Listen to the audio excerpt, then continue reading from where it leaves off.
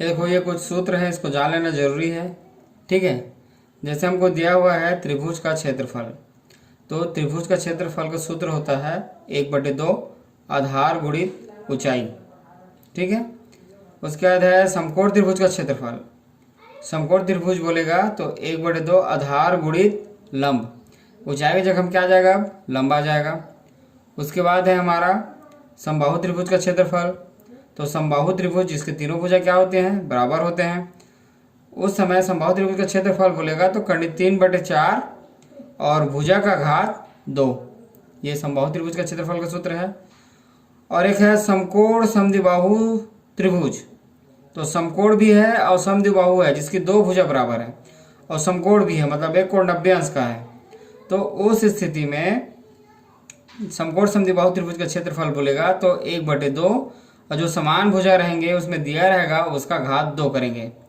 तो ठीक है, तो ये हमारे कुछ सूत्र हैं जो हमको जानना जरूरी है। ठीक है, अब आगे हम प्रश्न देखते हैं। ये देखो, ये दिया है प्रश्न क्रमांक 6वां। दिया है समबाहु त्रिभुज का क्षेत्रफल 16 वर्ग मीटर और हमको ज्ञात करना है एक भुजा की लंबाई। ठीक है, प्रश्न में हमको दिया है प्रश्न क्रमांक 6वां, समबाहु त्रिभुज का क्षेत्रफल दिया है 16 वर्ग मीटर और हमको ज्ञात करना है एक भुजा की लंबाई। और हम समबाहु त्रिभुज का क्षेत्रफल का सूत्र जानते हैं। समबाहु त्रिभुज का क्षेत्रफल का सूत्र होता है कर्ण 3/4 और भुजा का घात 2। ये भुजा का घात 2। ठीक है, समबाहु त्रिभुज का क्षेत्रफल बराबर होता है कर्ण 3/4 और भुजा का घात 2। इस मान को रख दो, कर्ण 3/4 और भुजा हमको निकालना है, जबकि क्षेत्रफल कितना दिया है 16 कर्ण 3 दिया हुआ है। तो क्षेत्रफल की जगह में 16 कर्ण 3 रख देंगे और भुजा हमको निकालना है तो भुजा को भुजा ही रहने देते हैं, भुजा का घात 2।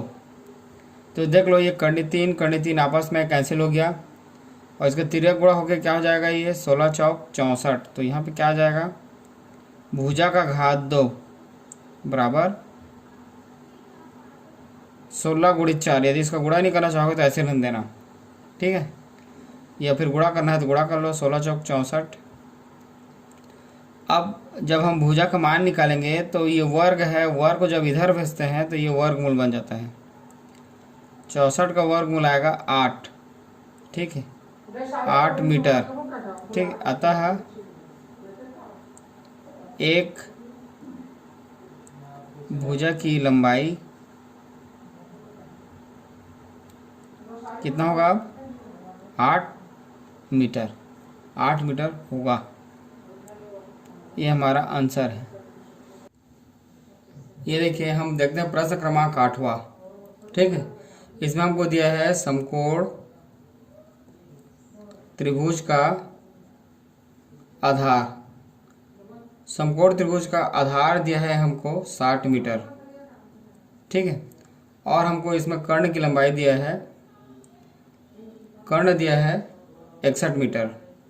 तो देख लो, ये समकोण त्रिभुज है तो इसका सूत्र, इसका चित्र तो जानते हो तुम लोग। ये देखो, ये 61 दिया है और लंब हमको नहीं दिया है, जबकि आधार कितना दिया है 60 मीटर दिया है।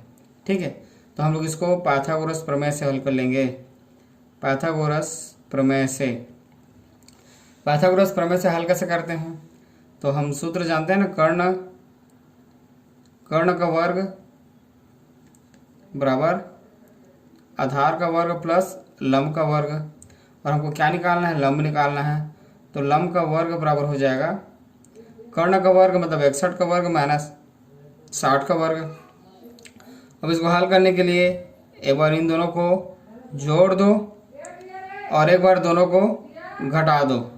ठीक है, एक बार जोड़ दिए एक बार घटा दिए तो जोड़ेंगे तो कितना होगा, 1 6 6 12 और घटाएंगे तो कितना आएगा, 1 आएगा। तो 121 का 1 से गुणा करोगे तो 121 ही आएगा। और जबकि इधर कितना है, लंबाई, इसलिए हम यहाँ पर लंबाई निकालेंगे तो 121 का क्या निकालना पड़ेगा, हमको वर्गमूल निकालना पड़ेगा। 121 का वर्गमूल निकालोगे तो ये आ जाएगा 11। ठीक है, तो इसकी जो लंबाई है वो कितना निकल गया, लंब है वो 11 मीटर निकल गया। और हमको क्या ज्ञात करना है इसमें, समकोण त्रिभुज का क्षेत्रफल। इसलिए समकोण त्रिभुज का क्षेत्रफल बराबर होता है 1/2 आधार गुणित लंब, या ऊंचाई भी लिख सकते हो। तो देखो ये हो जाएगा 1/2, आधार कितना है यहाँ पे, आधार हमको दिया हुआ है 60 और ऊंचाई हम कितना निकाले हैं 11। तो देख लो 2 1 कम 2, 2 3 6 1 0 और 11 3 33, मतलब 330 वर्ग मीटर। ठीक है, तो अतः ये समकोण त्रिभुज का क्षेत्रफल कितना होगा, 330 वर्ग मीटर होगा। यही हमारा आंसर है। ठीक है, ये देख लो हमको प्रश्न क्रमांक 9 दिया हुआ है। समकोण त्रिभुज का क्षेत्रफल कितना दिया है 1530 वर्ग मीटर। आधार की लंबाई दिया हुआ है 64 मीटर। लंब की लंबाई हमको ज्ञात करना है और समकोण त्रिभुज का क्षेत्रफल हो जाएगा 1/2 आधार गुणित ऊंचाई, ऊंचाई को हम लंब भी बोलते हैं। तो देख लो इसका मान को रख दो, 1530 बराबर 1/2 आधार कितना दिया है हमको 64 गुणित लंब, और हमको निकालना क्या है, लंब निकालना है। देखो ये 2 32 हो जाएगा। ठीक है, तो हम यहाँ पे निकालेंगे लंब, तो लंब बराबर हो जाएगा 1530/32। ठीक है, ये पहले घटा दो 2 से, 2 16 32, 2 7 14, 2 6 12 और 2 5 10, 765/16 और इसको भाग देकर देख लो, यह आएगा 47 सही, शेषफल 13 बच रहा है तो 47 सही 13/16। यदि ऐसा नहीं लिखना चाहते, दशमलव में लिखना चाहते हो तो इसको हम लिख सकते हैं 47.81 लगभग है ये इतना मीटर।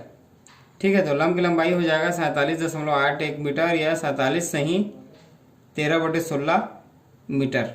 ठीक है, तो इस तरह से हम इसको आसानी से निकाल सकते हैं। ये देख लो प्रश्न क्रमांक 11 है ना, इसमें हमको दिया हुआ है एक आदमी के पास 2 खेत है। एक खेत आयताकार है जबकि एक खेत समकोण है, समकोण आकृति का है। एक खेत की आयताकार खेत की लंबाई और चौड़ाई है 100 मीटर और 50 मीटर, जबकि समकोण आकार का जो खेत है उसका ऊंचाई दिया हुआ है 150 मीटर और आधार दिया हुआ है 68 मीटर। या इसको ऊंचाई ले सकते हैं, या इसको आधार, या इसको ऊंचाई इसको आधार, किसी को भी ले सकते हो।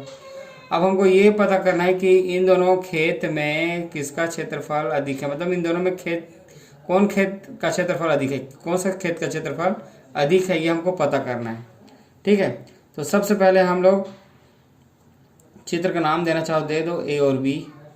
ठीक है, तो हम सबसे पहले निकाल लेते हैं ए, निकालते हैं। तो ए क्या चीज़ है, समकोण त्रिभुज है।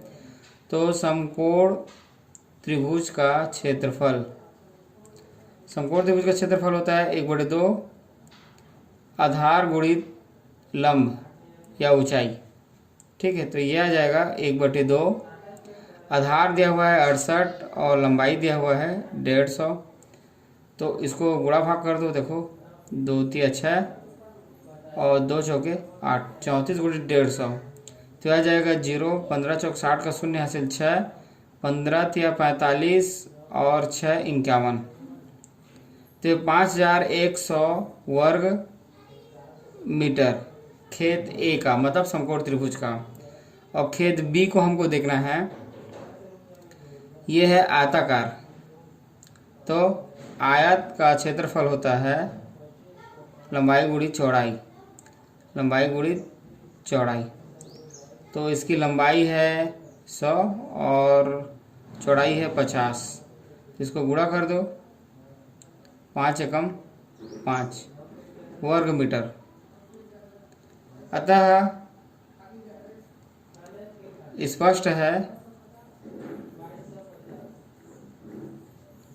समकोण आकृति